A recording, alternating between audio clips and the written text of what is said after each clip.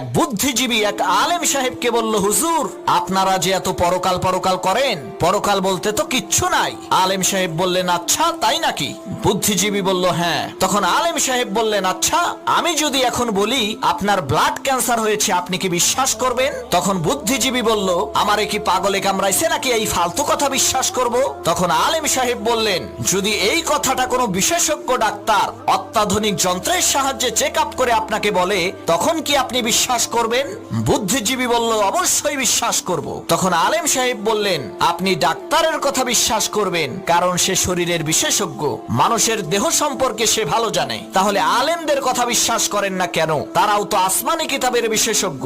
কোরআন হাদিসের মাধ্যমে তারা পরীক্ষা করে বলেন যে পরকাল আছে, মৃত্যুর পরে আর একটা জীবন আছে, জান্নাত আছে, জাহান্নাম আছে। তখন বুদ্ধিজীবী তার বুদ্ধি খাটাইয়া বলল, হুজুর আপনি ঠিকই বলছেন, আপনার কথা সত্য, পরকাল আছে।